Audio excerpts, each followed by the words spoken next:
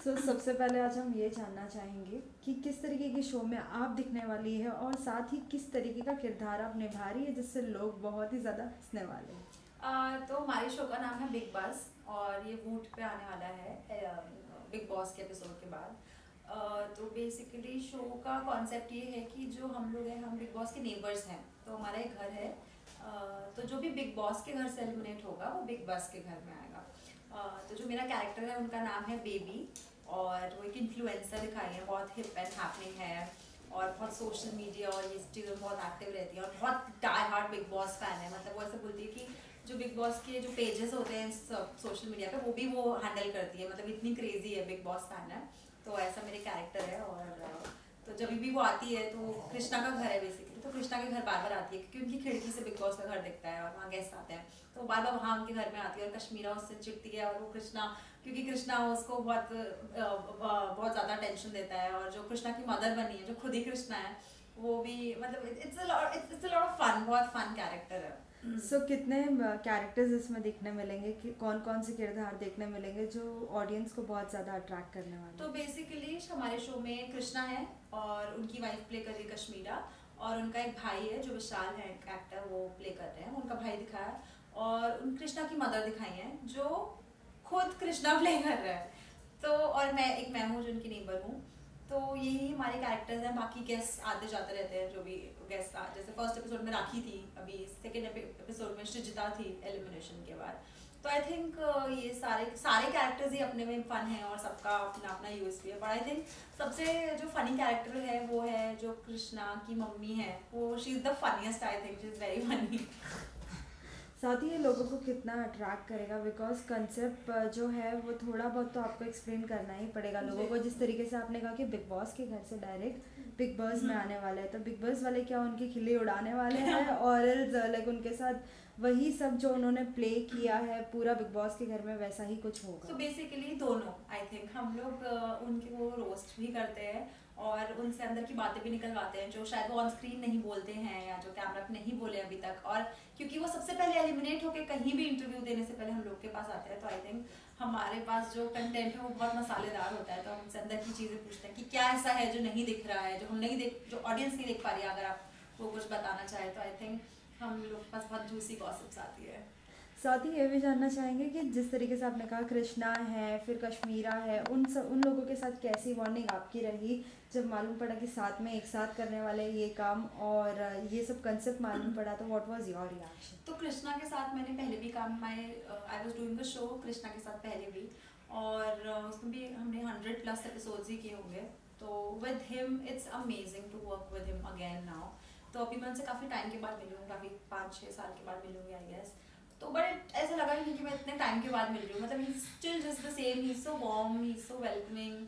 तो it's a lot of fun working with Krishna. एक तो उनकी एनर्जी, उनके साथ वो सेम एनर्जी मैच करना पहले बहुत मेहनत का काम होता है, बिकॉज वो जो भी करते हैं वो इतने दिल से और इतनी एनर्जी से करते हैं कि आपको you have to give your best, कि आप कम नहीं पढ़ने चाहिए। तो working with him is amazing, he is so funny.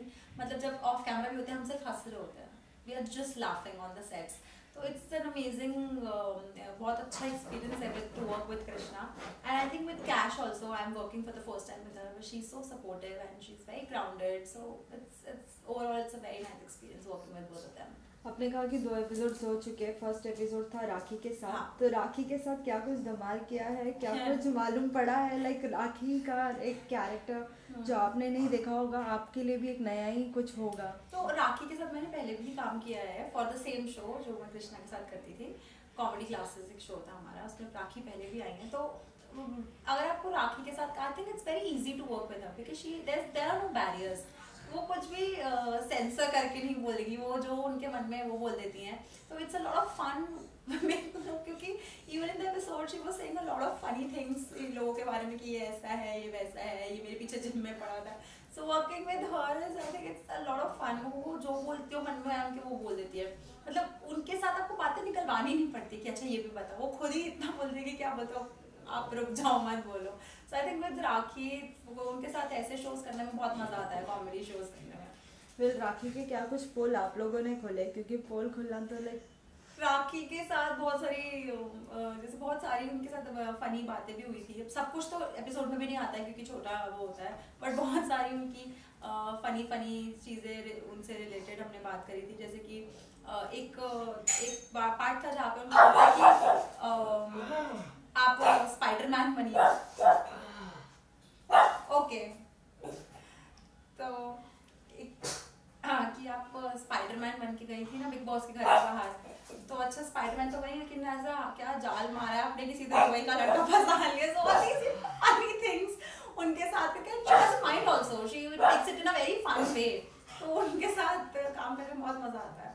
साथ ही हमने अभी श्रीजिता से भी बात की, बहुत कुछ बातें उनसे हुई है, बहुत सी उन्होंने भी लाइक अपने मन की बातें कही है जो उनको बुरी लगी है, जो उनको अच्छी लगी है। लेकिन आपसे जानना चाहेंगे श्रीजिता के साथ आपका कन्वर्सेशन कैसा हुआ, क्या कुछ उन्होंने अपनी मन की बात आपके शो में बताई है? सो ऑनेस्टली जब हमें पता नहीं था पहले तो एलिमिनेट कौन हो रहा है, तो वी वर आल्सो वेटिंग, लेकिन जैसे एलिमिनेशन हुआ हमें पता चला श्रीजिता आने वाली, तो थोड़ा शॉकिंग था because I was personally not expecting her, but I was not expecting her. Then तो पहले तो हमें ये था कि एकदम अभी जस्ट एलिमिनेशन हुआ है, she must be upset, तो आपको भी थोड़ी बाउंड्रीज रखनी पड़ती हैं कि दूसरे इंसान का इमोशंस भी, you have to be careful, offend नहीं कर सकते उन्हें कि कॉमेडी में कहीं पता चले आप कुछ ऐसा बोलना बुरा लग जाए। तो everybody was a little concern कि हम थोड़ा slow, we have to take it a little slow. But then she came and she was very normal, she was smiling and she was very supportive, but she was a good sport। बहुत अच्छे से उन्होंने हर चीज़, उन्होंने jokes भी लिए अपने ऊपर और उन्होंने बहुत सारी बातें करी भी। I think she was very straightforward, उन्होंने बहुत सारी चीज़ें अपने दिल से जो भी था, जैसे she made it very clear that I don't like Tina means I don't like Tina, I don't like this person, I don't like this person। She was very clear and she was very honest। I really like that about her। जैसे कि 2 episodes तो हो चुके हैं, तो आपको तो concept बहुत ही अच्छे से पता चल गया रहेगा, और भी क्या कुछ एक्साइटमेंट हम ला सकते हैं, क्या कुछ कर सकते हैं, तो आने वाले दिनों में भी क्या कुछ नया देखने मिलेगा एपिसोड्स में? ऑनेस्टली ये एक ऐसा शो है जिसमें ना एंड मोमेंट तक हमें भी नहीं पता होता है कि हम क्या करने वाले हैं, क्योंकि हम तो शो 2 सेगमेंट में होता है। एक में जब हम गैग करते हैं, of course that we know कि हमें ये करना है और ये हम एक स्क्रिप्ट है हमारे पास, हम ये कर रहे हैं, but then later we also have to wait कि एलिमिनेशन होगा तो हमें भी तभी पता चलेगा कौन एलिमिनेट हो रहा है, बिकॉज इट्स दैट कॉन्फिडेंशियल, आपको पता नहीं होता है कौन निकलने वाला है। तो जब हमें पता चलता है, वो we have such hard working team, वो उसी वक्त they make questions and whatever जो भी बना रहे हैं वो सब लोग उस वक्त बनाते हैं। तो हर बारी हमारे लिए भी कुछ नया होता है कि अच्छा अब हमें ये नया कुछ करना है, तो ऐसे हमारी तरफ से भी कुछ प्री प्लान नहीं होता है कि अच्छा आज हम ये करेंगे, आज हम ये करेंगे। So even for us it's a surprise कि कौन आएगा और उनसे रिलेटेड हम क्या बातें करेंगे और उनसे क्या पूछा जाएगा या उनके साथ क्या किया जाएगा। लोगों के क्या कमेंट्स होते हैं, क्या कुछ उनके डिमांड्स होते हैं शो की तरफ से, लाइक कि हमें कुछ ऐसे होना चाहिए, और it is going very nice and good?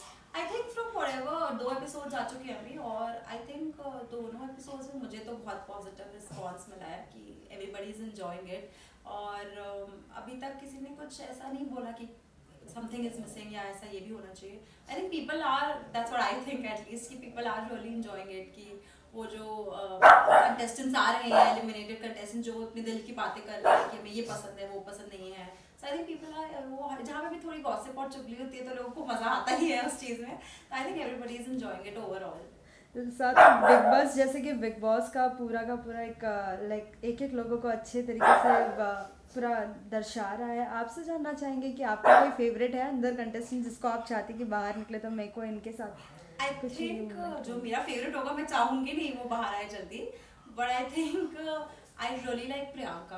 I think she is playing really well and I hope कि वो एंड तक जाएंगी।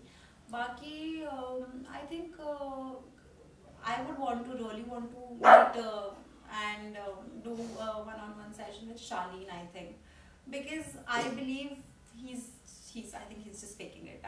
So yeah, it would be fun interviewing him. कि उनसे मैं पूछना चाहूँगी बहुत सारी चीजें जो है मेरे अंदर। Lastly, any message to all the fans who are giving so much of love to the show as well as you? I would just say that this is my comeback after a long time. I was on a break. I was not doing anything concrete from a very long time. So this is after a very long time that I've come back and with this show, क्योंकि Big Boss इतना hit होता है तो I'm sure अब Big Boss को भी उतना प्यार देंगे और उसको उतने ही प्यार से देखेंगे और उसको भी इतना सुपर डुपर हिट बनाएंगे। Thank you. Thank you. इधर आओ।